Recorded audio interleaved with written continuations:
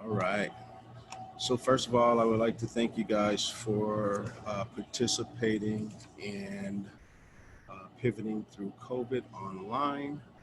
We are now live for our event today. Um, Workmind 209 is sponsoring this event. We are a co-working space located in Tracy, California.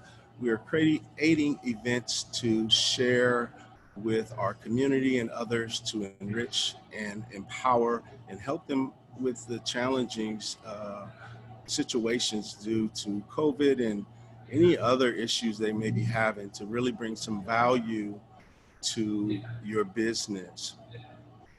And so as we go through these slides, there is a disclaimer that we want to share with you. We are sponsored, this event is sponsored by the SBDC, Small Business Development Center. And we'll go through, will be some regulations and policies. If we can go to the next slide.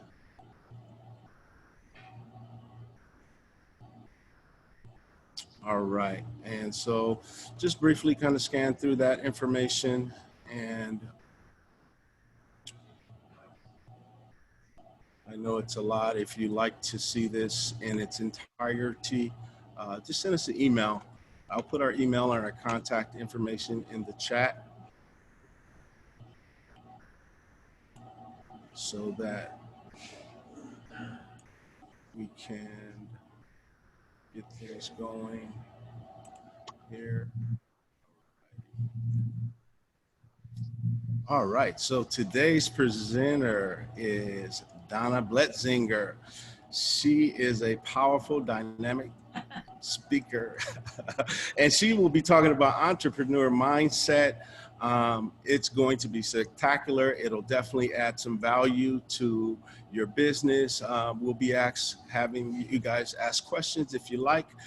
If you want to ask any questions, just raise your hands or put them in the chat. We'll get her attention and we'll be able to get those questions answered. And so I'd like to just go ahead and turn it over to Linda real briefly before we bring Donna in.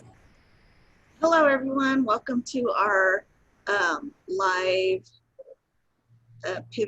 pivoting through COVID online. And like Eric said, we have a spectacular person today, Donna Bletzinger. She's going to go over entrepreneur mindset. Her contact information is right there. Please do reach out to her if you have any questions. Again, raise your hand if you have any questions, and we'll get to them as soon as we can. But I hope you guys enjoy this presentation. She's done this for many, many times in different on different platforms. So I'm going to hand it over to Donna. Thank you, Donna, for being a part of this event. Thank you so much, and take it away. All right. Welcome. You're going to put my slides up, or do I need to do it? You're going to put them up. All right. Here we go. Entrepreneur mindset. All right. Great. So thank you, Eric and Linda. It's a pleasure to be here and to work with you and to talk to many of the people who are on the line who are interested in entrepreneurship. If you've been party to the previous sessions, you've learned about using Zoom to communicate with clients and also to run conferences like this one. And you've also had an opportunity to learn a little bit about digital marketing and how important that is. These are all important for running a business for someone who is thinking about starting a company or who is already an entrepreneur or is pursuing a dream of becoming an entrepreneur. So this session, we'll talk about what it takes to be an entrepreneur and how mindset can really make the difference. Uh-oh. It's not changing slides.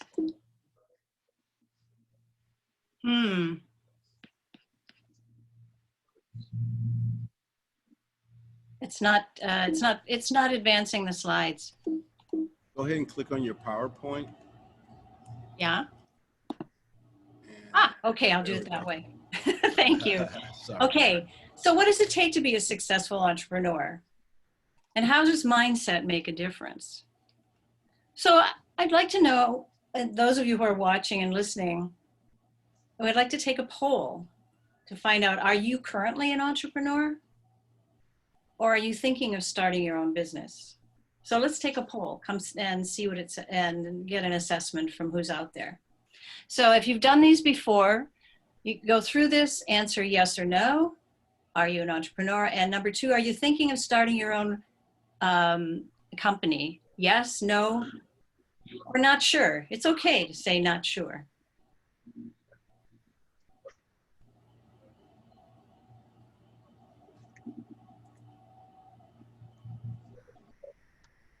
Okay?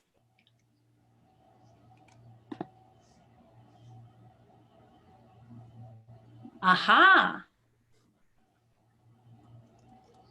Well, this is interesting. People are, okay, of those who, there's just a couple of people online right now, but you're saying that you are an entrepreneur and also you're thinking about starting your own business. Okay, so this is good. This will have, I hope, a lot of information for you and we'll give you some ideas.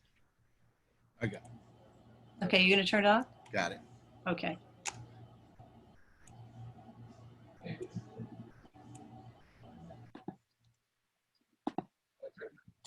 There are many reasons for becoming an entrepreneur.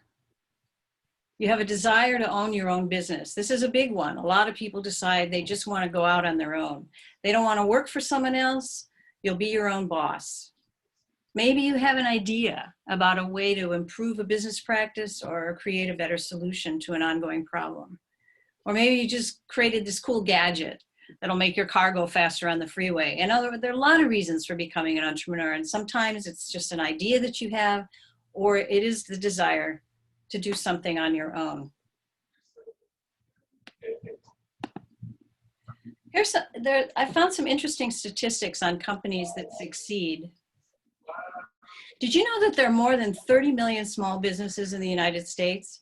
And this information was updated in June of this year. I thought maybe this was from 2019 before all of this, the COVID situation occurred, but this is information from June after the pandemic started and businesses started to slow down. That's a lot of companies, a lot of businesses in the United States. And as you've looked at small business, you know that small business is considered the engine of the economy, very important to economic recovery. 6.5 million businesses launch every year. That's also a lot. 6 million people decide they're going to do this. They're going to start some kind of business. They're going to be entrepreneurs. 50% of small businesses survive for 5 years or more, but many of them fail in the first year. 82% of business owners thought that they were sure they had the right qualifications and experiences to run a company. I found this interesting because it said they were sure they had the background in business qualifications to be successful, and they were right. 82% of them ended up succeeding. Here's some other statistics. Who are these small business owners?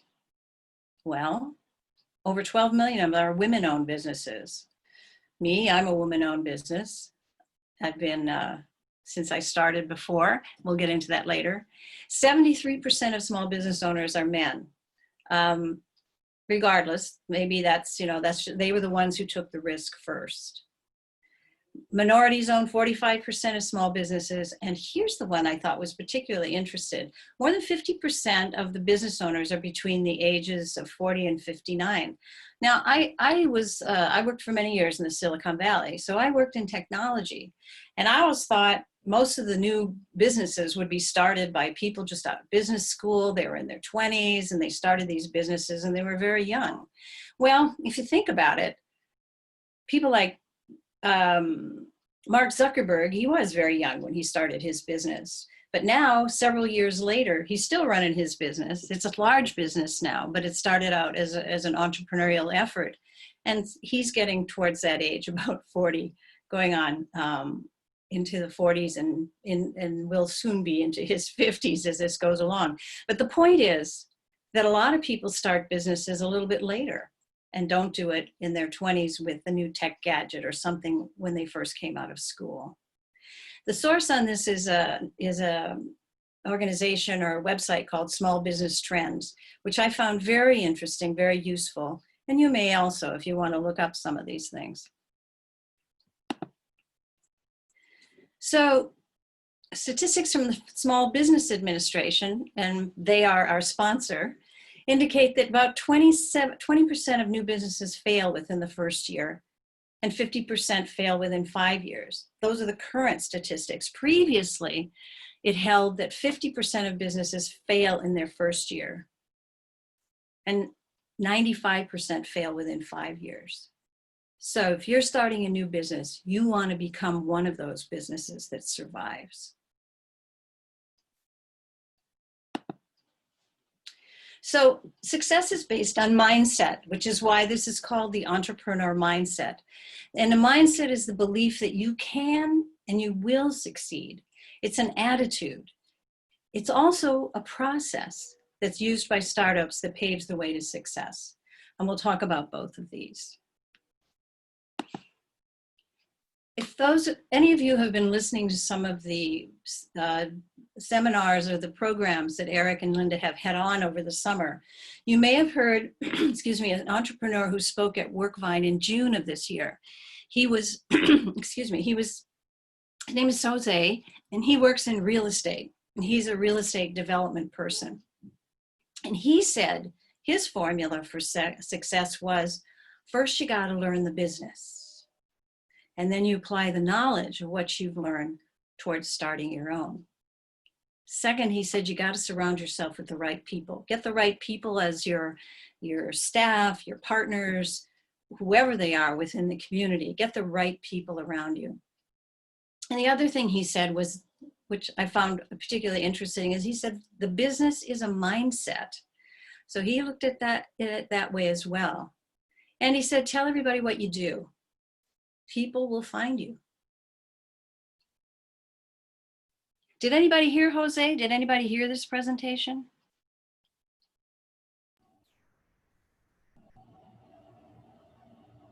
Well, it was good. It was good. Jose was inspiring. So success is based on mindset, a belief that you can and will succeed. But it also takes perseverance and passion to be an entrepreneur.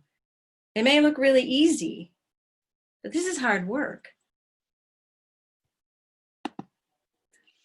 Because it takes more than a vision to launch a company. It takes more than trying to fit a product into an idea. It takes out what we look at as a well thought out execution plan. You hear that word a lot, especially with startups and small businesses. Execution, execution. You've got to be able to implement, because that's what it really means. It means the implementation, the operational and heavy lifting work that ensures the success of your business. Does this sound like something you've encountered?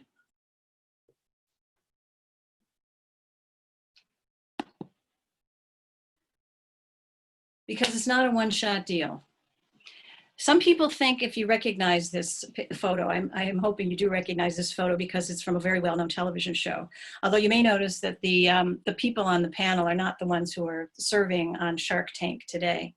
But some people think that this is how it works. You have a chance to go on to this program and you give your pitch, and somebody who's one of the judges gives you money, and you start up on your business and you're home free. But it doesn't work that way. First of all, in this program, they pepper you with questions. They ask you things that are about all the ways that you're running your business, and they make you really think about it. And just as in real life, most of the people who come on the show do not get funding. It's not a one-shot deal. It takes a lot more to run a business.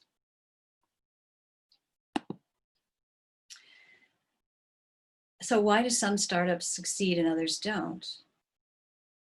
The ones who succeed are driven by passion and a commitment. They really believe in what they're doing, and they really love it, and they're committed to doing it. They have leadership and business knowledge, because in order to run a business, the leadership is important, but you got to get people who are going to follow you. And you need the business knowledge because it's a business. It's not just, you know, an idea of developing something or creating something that's just going to go and everybody's going to come and learn from it. It's a business. You've got to know the other aspects of it, of accounting, business development. You've got to have the legal aspects of it, all of it, to develop a business. And you want to believe in what you're doing, because successful startups believe in what they're doing. So why do some of them fail? Well, they fail because of a lack of focus. What does this mean? Well, let's say you start out with an idea or something that you're working on, and you are going in one direction with that, and then all of a sudden you see something else and you think, oh, well, this would be good to add to this. Why don't we kind of bring this in? And you get steered away from what your main focus is. And that dilutes it, and often people fail because they've lost sight of what it is they're really doing. The other one I found really interesting was lack of motivation. This really isn't so hard to understand, because when you realize what it takes to run a company, and it takes a lot of your own efforts, it takes a lot of hours, a lot of your own leadership, you start getting, you know, maybe you're just not motivated to do that anymore. You get tired. You don't want to do this anymore. And that's another reason why some startups fail. Another reason is the unwillingness to see or listen. This one I witnessed myself in a startup that I worked for. The person who ran the company, who was the CEO, was really the technology guy. So although he certainly knew the technology really well, he didn't stick with what it was that we were doing, that we were delivering a solution to our customers. And instead, he would get another idea and he would say, okay, let's go do this. We'll do this. And then we'll get in and we'll solve the problem this way. And his software people and the executive team said, no, that's not going to work. We got to stick with this, because this is where we started. And if we turn like this, it's going to disrupt everything. He was unwilling to see that. He was unwilling to listen. So as you're probably not surprised to hear, the company failed. The other reason that some companies fail is because they don't have business knowledge. You got to have enough business knowledge to figure out what's your business model, how are you going to make money, where are you going to get money to be able to make money, and how are you going to go out, distribute the product, distribute the idea, and how are you going to do the marketing. So lack of business knowledge is absolutely another reason why businesses don't make it. Do people have any comments on this? Have you ever witnessed this in working for others, or what you've seen in working for a startup? Yes? No? So if anyone has any questions, just unmute yourself and you can ask the question. Or just offer comments. I would like to hear if you've seen things like this, or if you can acknowledge this is something that you've witnessed as well.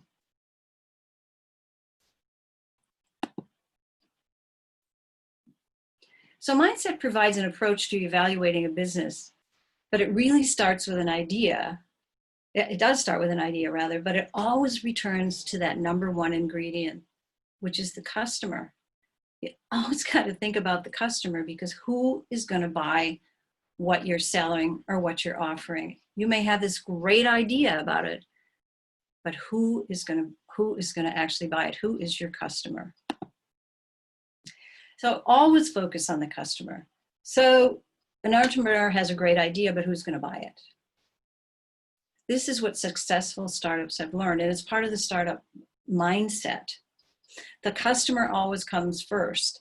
And then as you're evaluating how you're going to run your company, how you're going to offer the product, you always have the customer in mind. And it's kind of like working back. Here's the person who's actually going to buy it, use this product, find value from it, and work your way back for how you're going to set up your company in order to make that happen and deliver the value to the customer at the end piece of it. Does that make sense? Okay, it does begin with your idea. So you want to fulfill a family dream and open a restaurant. This was something that, your mother was a marvelous cook. She taught you these things, and you want to share this with other people. And you've always wanted to have a restaurant. This is something that you've always wanted to do. You've been doing something else, but this is it. This is your dream. Or let's say you really love golf, and you want to start a pro shop or something like a pro shop and offer lessons. Or you want to offer a technology solution that increases the efficiency of a business. So these are all ideas. But as you go through these ideas, you want to go through this thought process also. Mindset is often called the Silicon Valley mindset, but it doesn't have to be that Silicon Valley designation. What it really means is you look at various aspects of starting a business. And always the first part about it is, who's your customer? Who's your target customer? What does that customer look like? What does that customer want? We always say, you know, what is their problem and how will you solve it? Because that's the other piece of it, because you want to offer something that makes it better for the customer, that's going to make them want to buy this from you. And what happens if he doesn't think he has a problem? This is one that people say, well, you know, he doesn't see it. Well, if the customer doesn't see that they have a problem or they need your product, some of that is because they're happy with the status quo. They don't see the value of doing things differently, and they figure if we just keep doing it the same way, everything's going to be all right. But you have this wonderful idea for helping him to improve it. You want to be able to show him that by using what you've developed, it's going to make his life a lot easier. It's going to make it easier for him to be able to do his daily work, and that you have something that's really going to add value and thus solve a problem for him. There's a new company that I just heard about yesterday. It's kind of a startup. I think they've been in business for a little while, but I saw something about them because it said they just got $18 million or something like that in a Series B investment. Well, they're a company called Mural, M-U-R-A-L. And what they offer is a visual kind of service like companies like Slack and Asana offer, but they do it with a visual solution to it, so that all the people in your organization can look at something kind of like, it looks like it's kind of like a whiteboard, and you go through it and you find the different pieces of it, and it makes it a lot easier for you to work together on projects and to communicate. So I thought that was quite interesting, and obviously the investors did too, because they just gave them $18 million.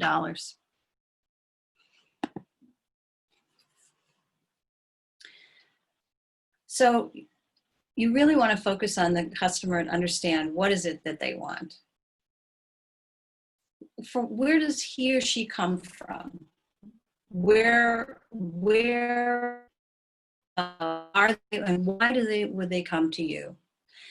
There are a lot of alternatives for whatever it is you offer, and especially if there's competition for it. So why are they going to want to come to you? You got to think about that, because that's part of developing what you're going to offer to the customer to persuade them that they want to come to you for that assistance. So if you're going to do that golf shop or the pro shop thing, who's going to come to your golf shop for lessons, especially during a pandemic?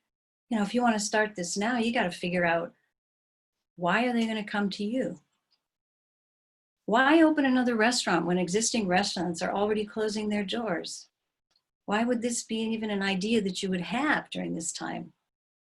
What can you offer that will bring customers to you rather than to other establishments? Or if you're a technology company, how will your tech solutions work with employees, say, who are working remotely? All these are things to consider now while we're going through COVID-19, and people are working in different capacities. They're working at home. We aren't going out to restaurants. We are maybe going to golf courses because we're allowed to go to golf courses, but are we allowed to work with somebody who wants to help us with their golf game? And how is that going to happen? So Hey, Donna, yes. I have a question. I just put it in the chat. It's coming from Facebook, and someone's asking, what comes first in the startup land? And then it says, question, how many founders feel they are prepared to launch a rapid growth company? That's an interesting question. I think with a lot of startups, they have the idea for what it is they want to do. And often it's a technology solution, and they're thinking about how this is going to be something that will be valuable to customers. But as they think about that, they always have to think about who's going to use this, who is the customer. So they have to go through that thought process in order to be sure, before launching their company, that somebody definitely wants to buy it, and they want to be able to define that, to say, what are they going to do with our product, and how are we going to put that together so that they're going to recognize that from us, and they're going to be interested in buying it from us.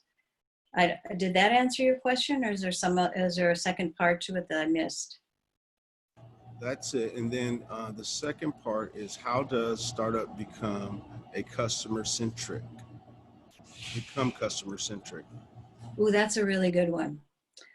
Because a lot of startups, especially technology startups, are started by people who are technical. They're started by engineers, and they have a wonderful way of developing something and adding the different pieces of it and tweaking it and the software aspects of it. But they don't know how to get it out there. So to become customer centric, it's important to have the kind of talent on your team that understands that. So even though you have the technology people, you're going to need people who understand marketing. You're going to need people who understand who their clients are, who the customer is, and how to get that story out to them so that they'll be interested in buying the product from you.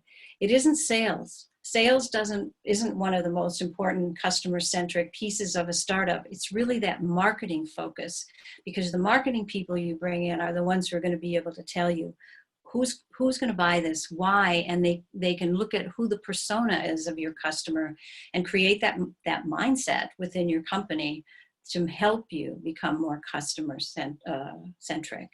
Does that answer your question? Yeah, that's good. Okay. Does it sound like I've been there?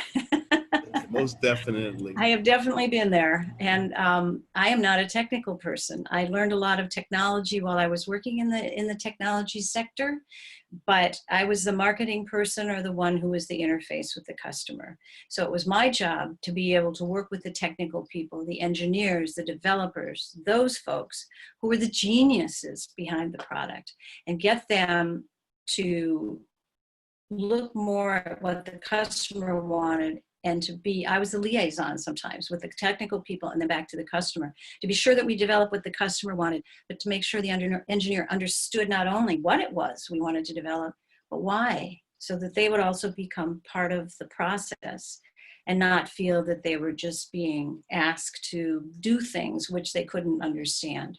So I think it was building those relationships among different teams in a startup company, and especially as it got larger, to be sure you still have that customer focus, but that you help the company to understand why that's important. So let's go back to the golf lessons example. So if you're going to be doing this, offering these golf lessons, you have the customer in mind. You have you know what this person looks like. Somebody who is trying to improve their golf game. They love to play. Maybe they're retired. Maybe they're not. Maybe they're people who play with their business partners, but they want to improve their game. Plus, you already know that they have the ability to pay based on demographics in a community, because golf lessons are expensive, and you're not going to offer it for $10 an hour. You're going to offer this for more than that, because you're sharing your expertise and your time, and you want to be sure that people have the ability to pay what you're going to charge. And also, you have the skills to help him improve his game, or her. So you've got to, because you can't just say you're going to be there to be able to offer this to them if you really don't have the ability to help them improve their golf game. And also, as part of this mindset, it's got to be the differentiator, because why would they come to you for their expertise and not the pro shop at the golf course? Because those people are there, they know how to teach this. Why would they come to you? Because you have to offer something unique. And probably a good one for you is your own golf game. If people know you as somebody who's almost a professional at the game, maybe you were a professional at one time, but you are a really fine golfer. You have a very low handicap, and you're recognized for that. And also, you probably want to promote some of that as you're opening up your business, to remind them of the tournaments you've won or where you've been and why they should come to you instead of going to the pro shop. The other reason they might come to you is because you're offering individual lessons, that it's a one-on-one and you're only working with them and you're concentrating on them exclusively when you're with them. So there are a number of different ways to differentiate. Because you've got other competition, you want to show that you are the one they should come to. I have another question Okay. from Facebook. What is necessary for business traction in a startup vertical? And then it Oh, says, that's a whole nother presentation. okay. But I'll tell you just briefly. I think what attraction is about figuring some of the things we just talked about in order to get people to want the product that you have. And then you've got to go through this whole mindset process of how you're going to take that product to market.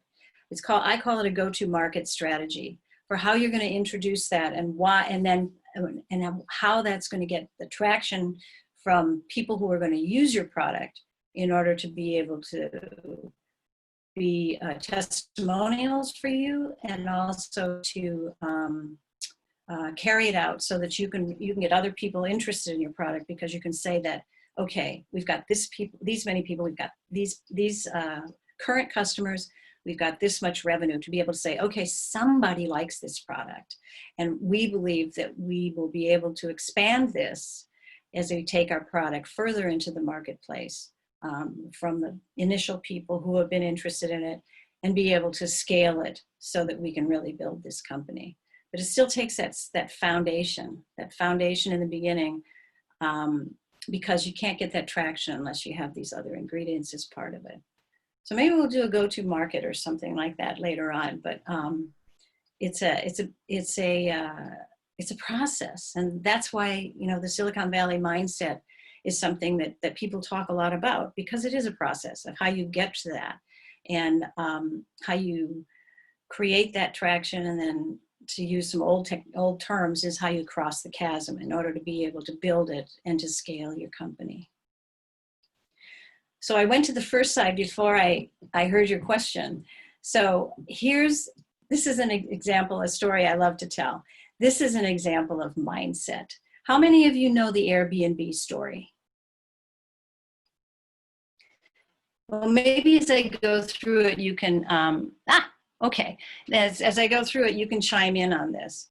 So as the story goes, it was 2007, and two guys who had gone to college together at the Rhode Island College of Design, or School of Design, moved to California, lived in San Francisco, and they shared an apartment, and they couldn't pay their rent. They weren't earning enough to pay their rent. So they decided, they heard that there was a big design conference coming into San Francisco, and people weren't able to get hotel rooms. So they thought, aha, what if we rented out parts of our apartment and told these people coming to the design conference who couldn't find a hotel room that they could rent this from our place at a lower fee, and they could still attend the conference, and then they could be with people who understand what they do, because we're designers as well. So they brought in the air mattresses, and as it turned out, they had 3 people who stayed in their apartment during that design conference and paid for it. So they thought, hey, this is a way to make a few bucks. So they named the company Air Bed and Breakfast. Sorry, I was stumbling on the name. They named it Air Bed and Breakfast because it was the air mattress, and they also served breakfast. Well, also you could stay overnight in the place. Well, from there, they decided that they needed to work with one of their other friends who was a technology person. And that guy built the platform that enabled people to be able to come in, to look at places and sign up. And they knew it had to be really simple, because they were competing with so many other places like hotels and other places who rented to people coming for conferences or for conventions, whatever it was. And they were able to do it so that you only had to click a couple times, and it was really easy. And they started telling investors about this, and all the investors turned them down. They told them, this is a really dumb idea. You know, nobody's going to do this. And sometimes when they wanted to talk to investors, they completely ignored them. They even had a situation which the CEO will still tell the story. They were in a coffee shop or something like that, and they had an investor who came in to listen to them. They gave him the pitch, and he got up, he left his drink on the table, and he got up and he just walked out. So they tried a couple other things. One of the things they tried is they went to the 2008 Democratic National Convention thinking, okay, there are going to be a lot of people going to Denver who are going to be looking for hotel rooms. So let's see what we can do in order to offer that. And for those who've read the story, I won't tell much of this part, but it's just hilarious. What they did is they had to raise money to get there.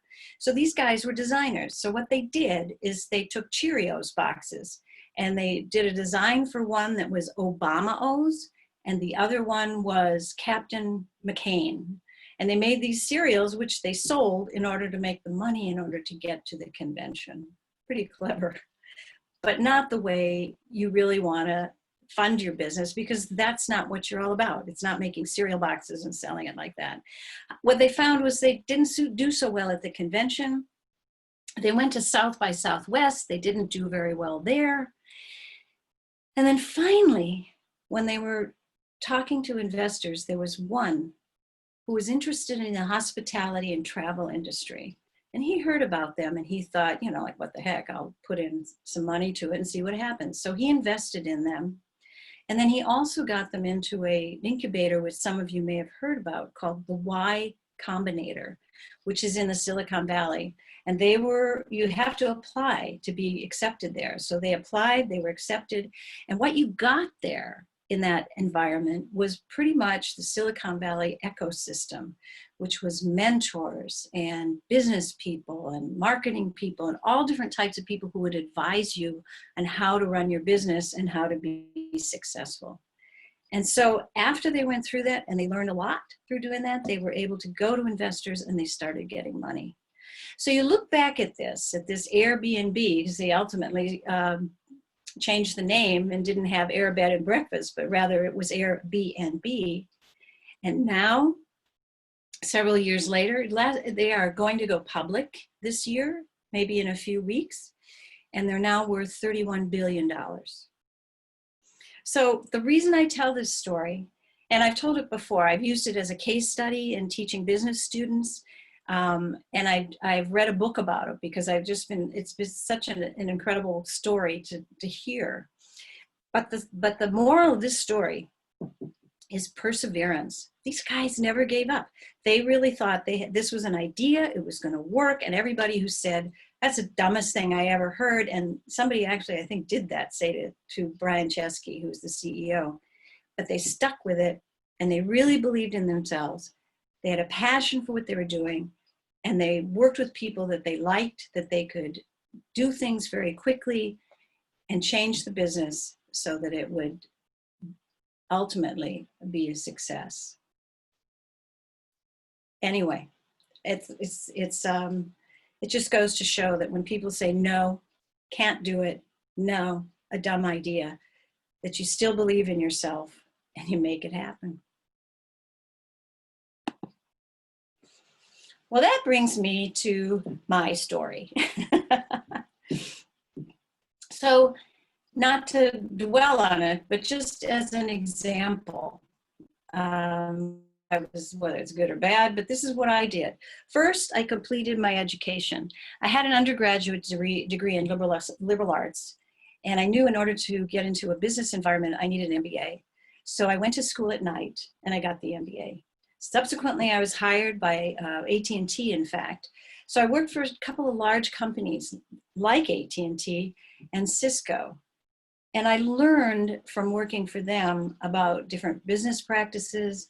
I had the opportunity to work in multiple departments for them to learn different aspects of the business and to understand not only the business aspects, but also learning technology. I didn't know anything about telecommunications when I went into that business, and they taught it to me, and I learned it on the job.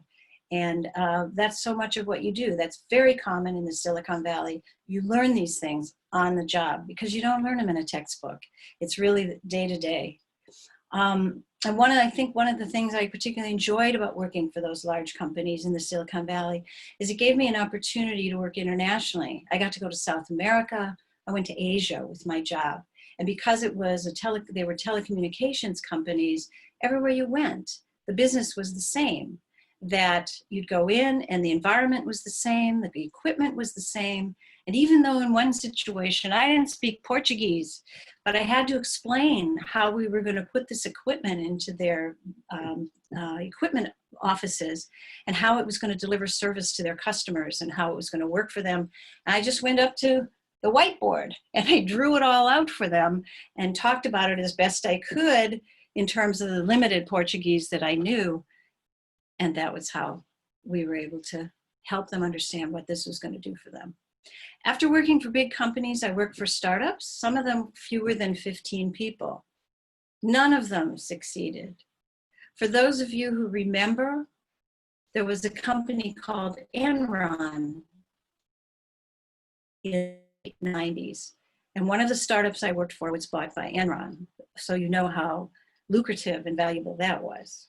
But even though they weren't successful, I learned a great deal from working for them. I learned different things about what's good about a business, and I learned a lot of things about how not to run a business. So I started my consulting business in 2002 when the bubble burst, because even though there was, I had a lot of friends, I went out to my network in order to see what other jobs were available where I could work. They just weren't there. And I said, well, you're gonna have to do it yourself. So I started my consulting business in 2002. Well, if you're thinking about starting a business, this is a thought process you might go through. How did I decide what my business would be? Well, first of all, I looked at my strengths. What was I good at? What kinds of things had I learned over the years that had become my strengths and had contributed to my knowledge base? I also looked at what was going on economically. Look at what businesses were thriving or failing and why.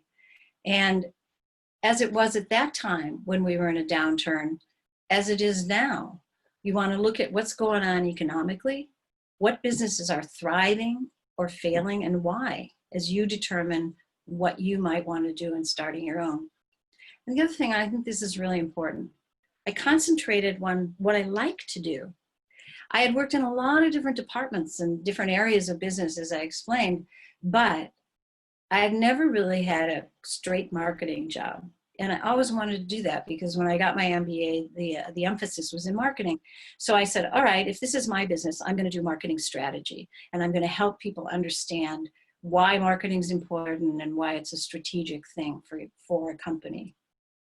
And I also did this. I assessed what others thought of me, excuse me, what others thought of me and my work, because it's important as well to see how people perceive you and what they think you're good at and why they would hire you and what it is that they think makes you a valuable asset to their organization or to providing a service or product to them.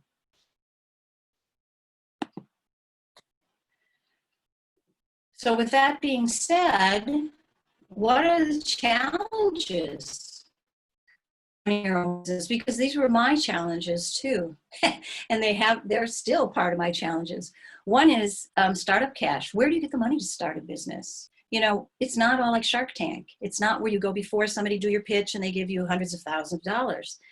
It's often your family, your friends, people who give you the money to get started. And some will take equity in your company, some won't. If it's family and friends, chances are they're going to give that to you so that you can get a start because they're your family and friends. They believe in you. Then you got to get people to know who you are and what you do. Now, in my case, I had a very strong reputation in large companies in the telecommunications industry for a certain type of marketing that I did, for a certain talent that I had. I talked to some people later and they told me, they said, you know, you were like the best of doing that. But the problem was that wasn't what people were doing when I started my own business. So my point is, they didn't know who I was. I had to myself in order to introduce myself to this new market, this new entity that was going to become or be my customers. That was tough, by the way. That was very tough. It takes a lot of commitment to be able to do that and to stay with it. Not that I was so wonderful, but just that, you know, I understand that to do that, it takes a lot of effort and a lot of commitment. So the other thing is securing that first client. Oh my goodness. You talked about traction. You know, in order to get the traction, how do you get the first client? Where do you find that first client? I'll tell you how I found the first client. I went to an event and I heard at the event, it was a topic at the event that was of interest to me anyway. But when I got there, I heard about somebody that was planning to do a marketing workshop, and they were looking for proposals. So I submitted a proposal and I was selected. I thought, wow, I can't believe this. So that was wonderful. That was my first client. But of course, after you do a great job for the first client, then the problem is securing the second client, the one who will refer you to others. And it's like each time, every time you do a project, you offer a service, you sell a new product, you satisfy that customer or the client, but you always have to look at who's the next one. And you're constantly doing business development as well as providing the service to the customer that you currently have. So in many ways, you're doing it all. You're developing the product, you're delivering services, you're running the back office, you're securing new business. It's a real challenge when you run your own business or when you start a new business. We'll come back to this, by the way. So, and being an entrepreneur or running your own business, the good things are you're in charge. You're not working for anybody else. You're your own boss. You know, you get to make the decisions. You know, you have that independence. You're doing what you always wanted to do. You picked the area of business that is the one that you really wanted to be in, that you really enjoy. So you look forward to getting up to go to work every morning, as Eric and Linda do. That they're working at Workvine. This is something they wanted, and they get up in the morning and they're doing what they want to do. The bad part is you're in charge. You're the one. This is your business. You're responsible for everything, from running the business to paying employees to getting new business to paying the bills. You got the whole shot.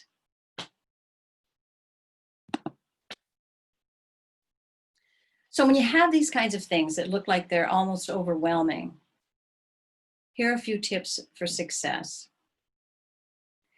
Create an advisory board. This is your support group. That doesn't have to be a formal advisory board, because you've seen that probably in a lot of companies, particularly startups. They have an advisory board, and some of them with their advisory board, they're just putting up names there. They're just putting up big names so that you sense that they've got all these really high-powered people behind them who believe in them. But it may not actually be a support group. It may just be a group of names to make them look bigger when you look, or make them look better when you look at their website. The real thing is to assemble a list of names of people you can call for advice, to talk about things that are critical to your business. That's what an advisory board is for. And you probably have a whole network of acquaintances and colleagues that you can call to say, boy, I really don't know how to handle this problem. I really have this really terrible customer, or, you know, I'm being asked to do something that I find is unethical, and I just have to decide how I'm going to handle this because I'm not going to do it the way this client has asked me to do it. So you need people that you can really trust, who have the business knowledge to be able to discuss things with you and advise you on what to do. I think this dates me. I say this is your phone a friend lifeline. I don't know if you remember the show that was about Who Wants to Be a Millionaire, but that's what they used to have, that if you didn't know the answer to the question, you could phone a friend on as a lifeline and get that person's input in order to get the answer that you needed. But in a lot of ways, that's what it's like. It's being able to call somebody that they're really going to help you out and answer questions that you have. You know, one of the things that's talked about, not only in entrepreneur mindset and maybe Silicon Valley stuff, is about networking. And certainly for small businesses like yours and mine, you go to networking events to meet people, to tell them about what you do and to tell them about your business. So this is the way you meet someone who may take an interest in what you do, And then they say, ah, yeah, I know somebody who would really like to work with you. And they refer you to somebody else, and that's how you get to whatever it is, the next aspect of doing a project, selling a service, whatever it might be. Oh, we're in the middle of COVID-19. How do we do networking today? And what I found is that a lot of the organizations who hosted events, which I attended last year, started putting them online. We all did that, because how were we going to be able to continue to interact with people when we couldn't invite them to different venues and have, 100 people in a room? And instead, we wanted to still promote who we were, or promote our assistance to small businesses, let's say. But we couldn't invite them to come to places to come together. So a number of these organizations started doing online events and bringing in different panelists. And so what I did is I started I would look at some of these events. I'd get an email about it. They'd tell me when it was going to occur. And I would look at who was on the agenda and would decide if I wanted to listen or to go because of who the speakers were and what they might be able to tell me that would be useful in my business or would increase my knowledge. So networking has changed. It's not that one-on-one that we used to get with going places where you meet people in person. Now it's online. It means you get the information because it's generally a one-way kind of thing. But the task is to figure out how to get back to those people, how to get to the ones that you think could help you, or just look at, how is this going to help me in understanding how I'm going to promote my own business as I do networking online. And think about this. Where were we before Zoom? We all use Zoom for this. And where were we before that? And as an aside, take a look at that company, at Zoom, and where they were and how they started and why their CEO started the company. By the way, he worked, I believe he said, at WebEx. And the CEO of Zoom started the company because he didn't feel that the video part of the product was good enough. And so he created one himself that he thought would be a superior product. I don't know if it was last year, they had 10 million users. They were primarily an enterprise product. And now they have hundreds of millions of users. And it's just, their business just exploded. So all these things can happen just because of the circumstances of what's happening to us today with COVID-19 and how it's actually creating opportunities for some companies because they see what the problem is and they figure it out, a way to solve it and to provide value to customers. Hey, Donna, and I think this is a great time to integrate this other question that we have. I think it's a question and a statement, and it says, I'm going back to the Airbnb, never integrated with the world of hotels, just as Netflix didn't integrate with Blockbuster. How important is innovation to startup versus just improving a product or service that is already out there? Ooh, that's a great question. Because if you think about it, we talk about innovation, but in fact, a lot of products are just kind of tweaking something that already exists and making it more valuable to the user, to showing how it may be easier to use. It's an alternative. Let's go back to this idea of Zoom. When he was saying he didn't like WebEx so much, that he thought it would be better to have a product that concentrated more on video, and that's what he introduced. There was a product out there already. I think Microsoft Teams was already there. There were a number of others that existed, but whatever he added into his, whatever Zoom offered, was one that people thought was much easier, and it was one that could be adapted to different scenarios. Like I'm sure those of you who have kids who are doing classes online, I'm sure most of them are using Zoom. So there was a solution right there, and it was something that was easier than using some of the other alternatives that were out there. So that's one.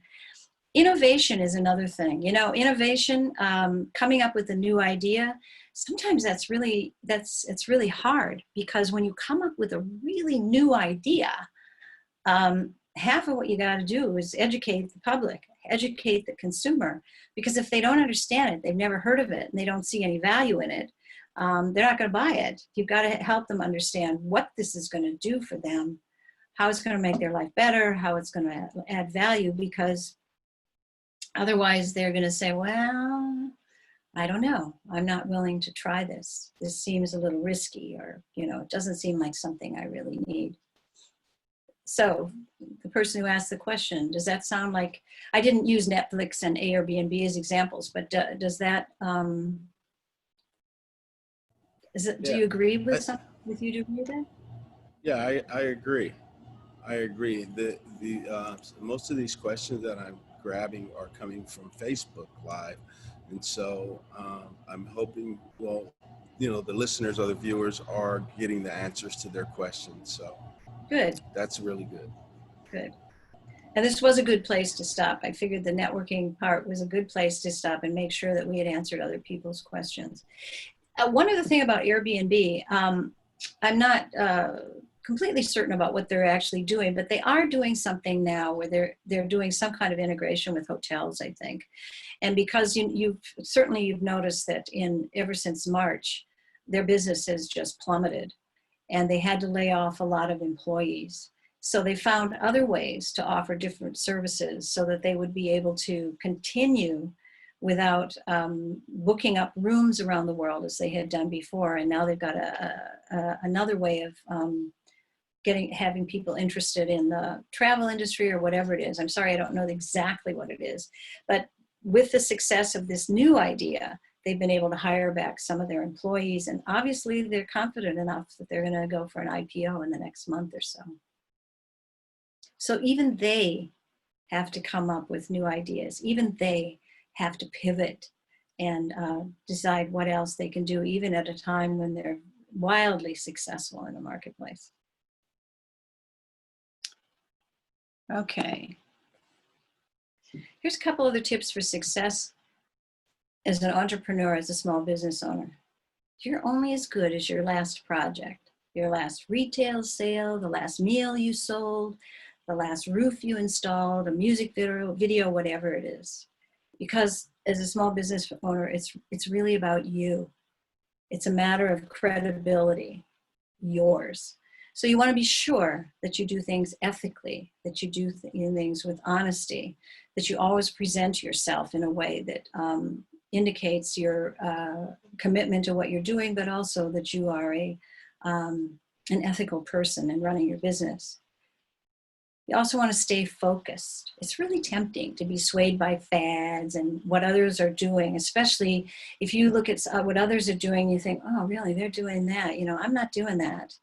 Maybe I should try that because it looks like, you know, they're having some success with that.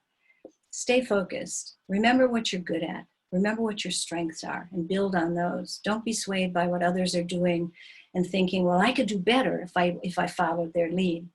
Doesn't always work that way. And always in your mind, you want to put your customer first, thinking about what is it that they expect from me and what do they want.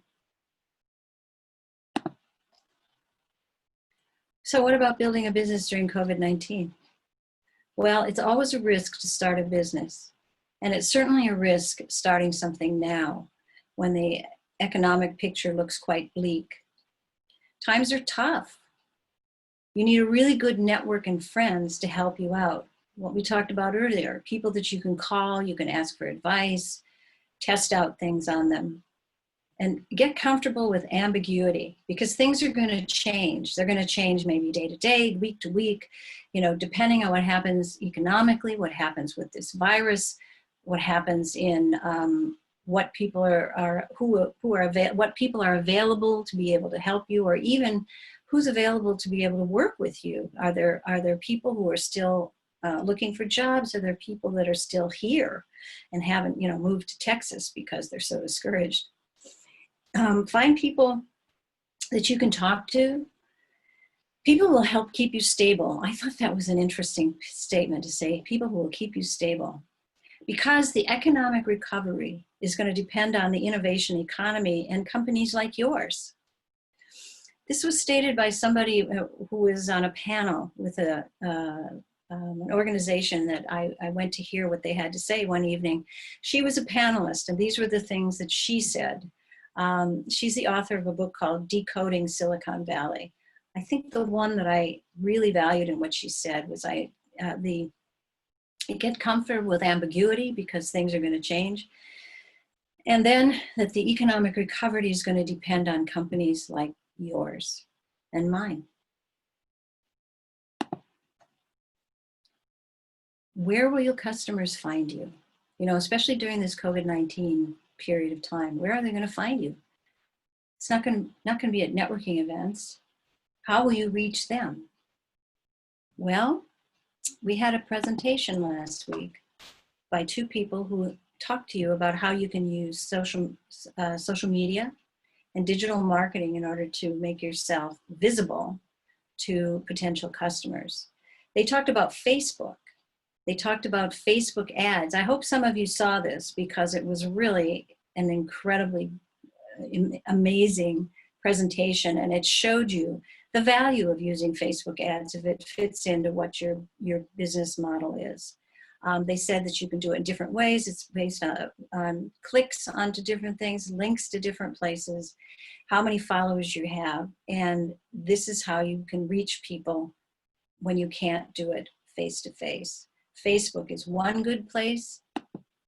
Twitter is another one. The Twitter is more where people can find you, that you're going to tweet things, you can create tweets, correspond with customers online. Another one that I didn't put up here, but one that's really useful is also Google My Business, which is where you go on to work through the Google website in order to list your business so that people can find you and to put things on that page that will help Google find you, because that's really what's important in that respect. Google needs to be able to find you through search engine optimization, which will help clients see you. Beth had a really great explanation for that last week about why that's so valuable. And in fact, she says that Google My Business, as she sees it, is probably the most valuable aspect of social media that you can use. So using these elements of social media are ways that you will be able to get in touch with your clients. Because most of it's still going to be online. So you want to find means that you're going to be able to do things online, to reach people, to have them find you, because it's going to be a while before we're going to be able to go out to networking events, to go to places where I can meet other people, to hear speakers in different places, because unfortunately this virus is one that is hanging on. It's contagious, even though we're all kind of worn out by the fact that we're not allowed to do the things that we're so accustomed to doing, but we're going to have to continue to do business online. So you want to be thinking about different ways to handle that, whether using Facebook, Twitter, Google My Business, different aspects of social media to promote what you do. So I'm going to say this again.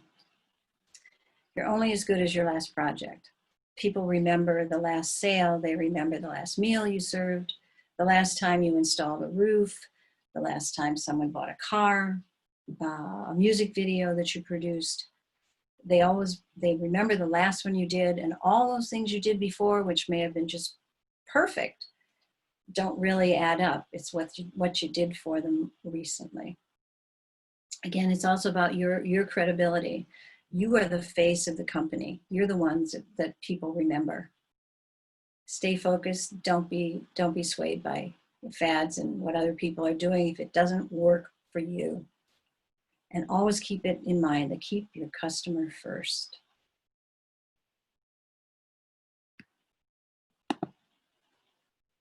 Here's a thought. McKinsey says 92% of companies will do business differently when COVID subsides. Well, that's a really huge part of the economy, 92%. So how are you going to get ahead of the crisis and plan for that recovery? What are you going to do to stay in touch with what other companies are doing as they create new means to communicate with their customers? How are you going to fit into that in order to be a part of the recovery and innovation as we come to the other side of what's happening with COVID-19.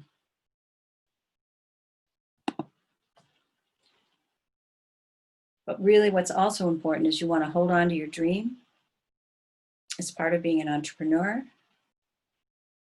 Go for what you believe in and keep the passion, because this is not easy. You gotta really believe in yourself and believe in the people who are working with you, and remain passionate about what it is you do and what you offer. So I know we're ahead of schedule, but this is where we can open up and ask more questions that may not have been, you may not have asked along the way. So any observations, any other questions, things that I may not have answered? Go for it. So I just allowed all of our attendees that are on here. If you have any questions, just go ahead and unmute yourself and ask the questions. And also this is a discussion. So it doesn't necessarily have to be questions, it could be observations. So open up, go ahead.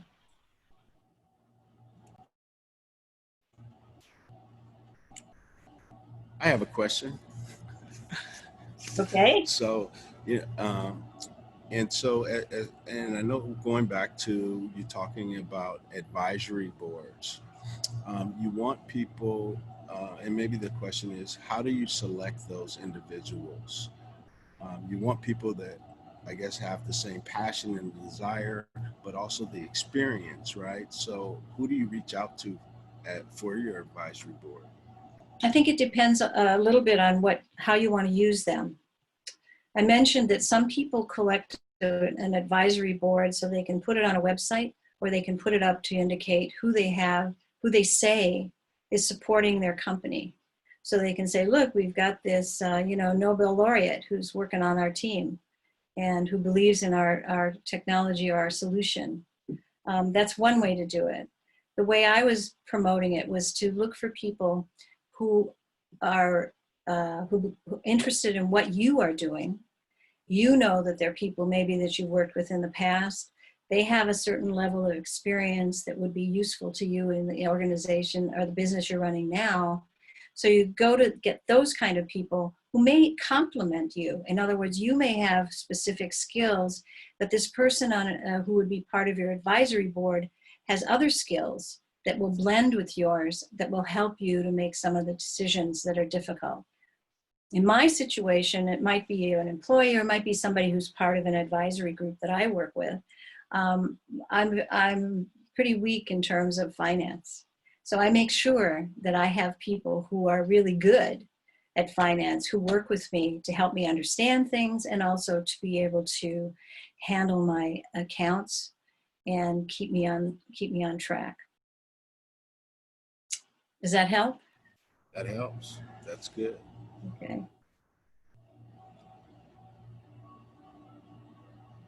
Any other questions out there?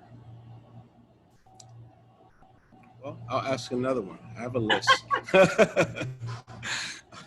So, with COVID, and I think Rosura Valet has a question. So I'll hold mine for now. Is that Rosura? It's hard to hear. Thank you for this great presentation, by the way. Rosura, it's a little challenging to hear you. Okay, It's kind of a echo. I'm sorry. You want me to write in the chat?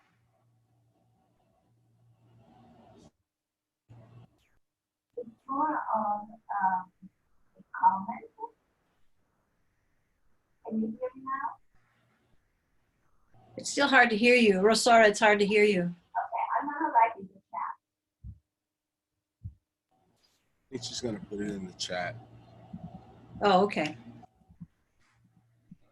Well, while we're waiting for her to put her question, oh, there it is, real quick. Her comment is about the term economic recovery. In other words, what does that mean? I believe so. Well, this is a term we hear a lot. This is what we're hearing in the news. This is what we're hearing from politicians.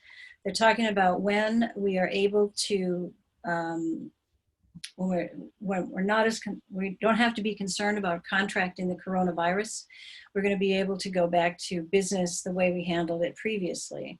I think that's the way people have definitely been looking at it for how we're going to recover from all the business that we've lost from the millions of people who are unemployed and collecting unemployment, and how we're going to get to the other side of that in order to really build up the economy and make it as robust as it was maybe last year. So I think people are looking at that. When will that occur? How will we be able to do it? I think that people were initially looking at it as when we're over this virus and we all can get back to so-called business as usual. But that doesn't seem to be happening right away. So as part of this recovery, we need to be creative and think about how are we going to be able to do this while we are still working with people remotely, while we're still doing things with educating kids online and doing things remotely. How are we going to use the way we can do business today to be able to introduce a recovery that will help us to enhance our economy, enhance our GDP, and also, you know, make things help things start again. And I'm not saying I would have all the ideas for that. I think there are a lot of people who have ideas for that who are a whole lot smarter than I am. But I think we need to look at it in terms of this coronavirus is not going to be over very soon. It's going to last for, my doctor told me, he said this is going through November and probably into 2021. So if that's what the medical people are looking at, we got to think about it that way too, and not just hope that it's going to end, but rather say, okay, this is the way it is. Now what are we going to do? How are we going to make things happen?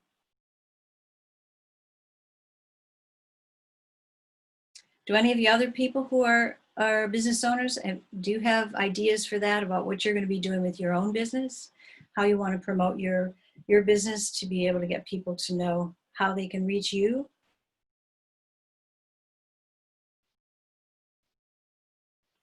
No?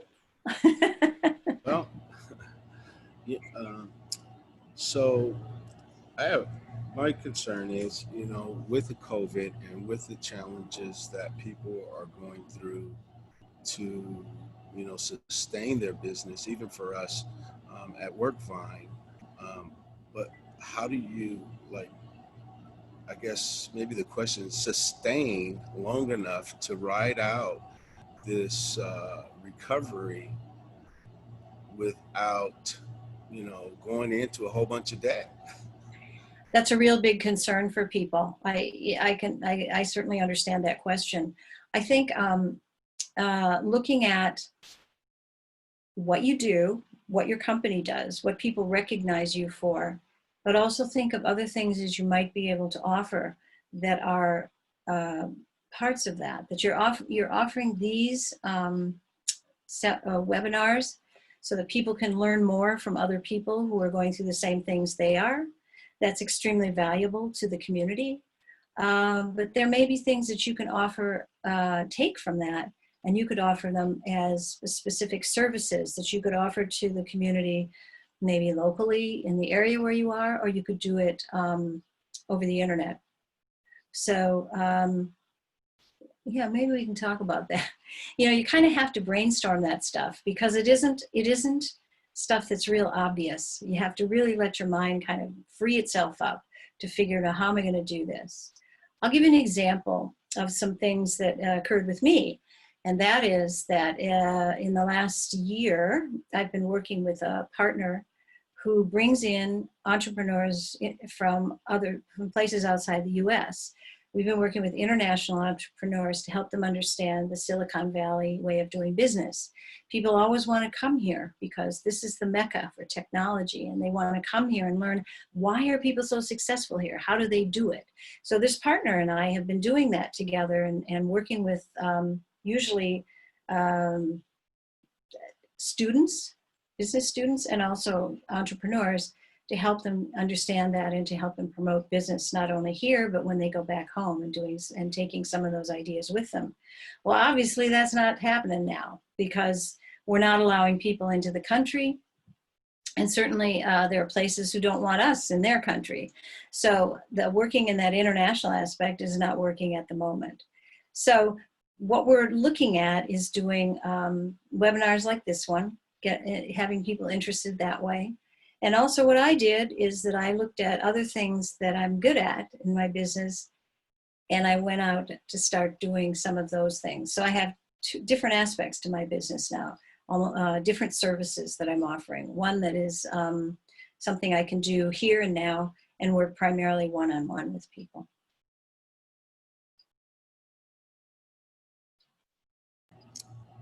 That's good.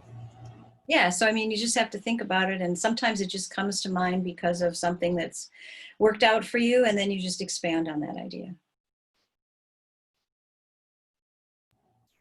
So we'll continue to do the webinars and bring in different speakers and talk about topics, because I feel like, you know, even listening to all of the different things that you spoke about kind of reignited some things for me to say, oh, I didn't look at it that way, and to see things differently.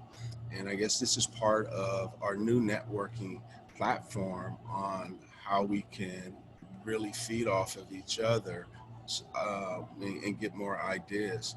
So I love to hear from anyone who's an attendee that's available to talk on getting some of your feedback, and maybe asking some questions on how Donna can help you as well.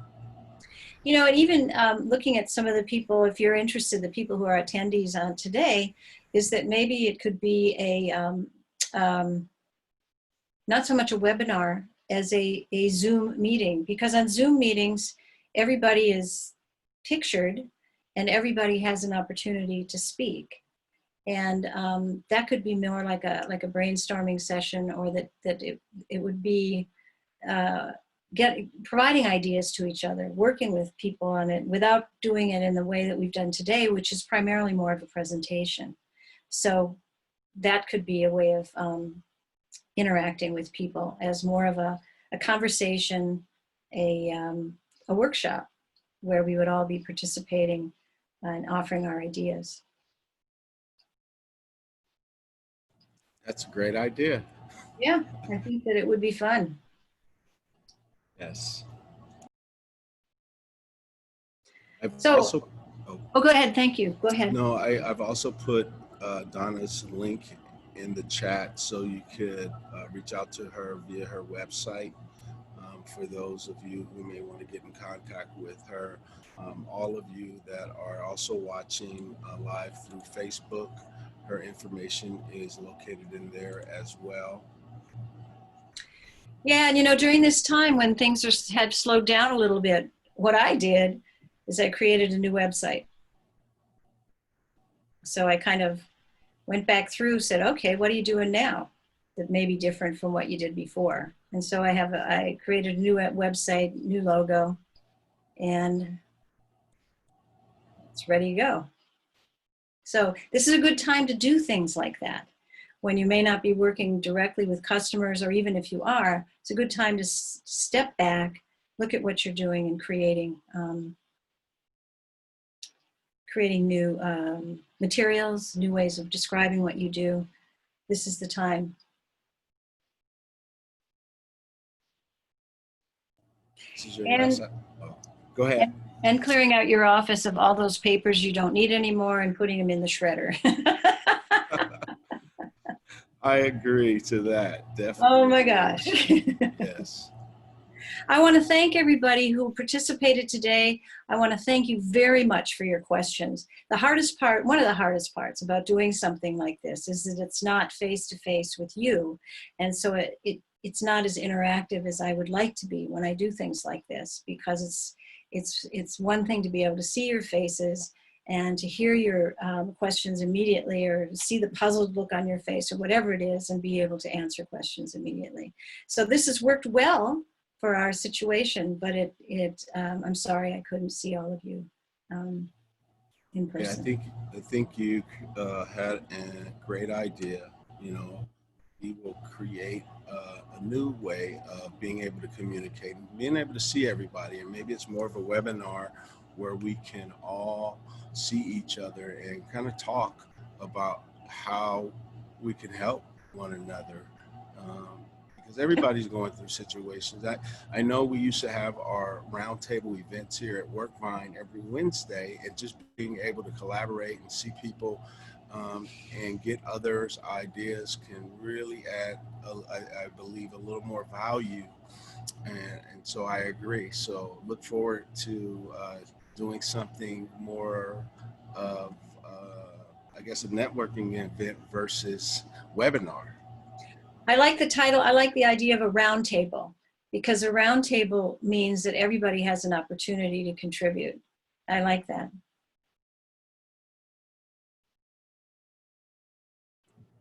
Okay, Eric, that means we got to get to work and create a round table environment.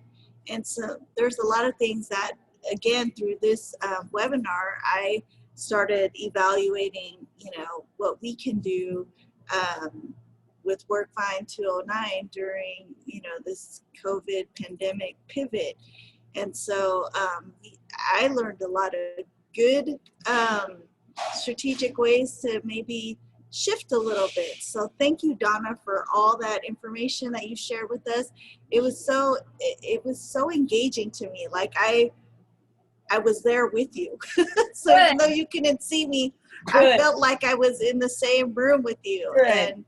And so, I appreciate that. And thank you for sharing your knowledge, because you have years and years of experience. And COVID is a new thing to all of us, and so we're kind of having to pick each other's brains, and especially the people that have been in this industry, or teaching entrepreneur mindset.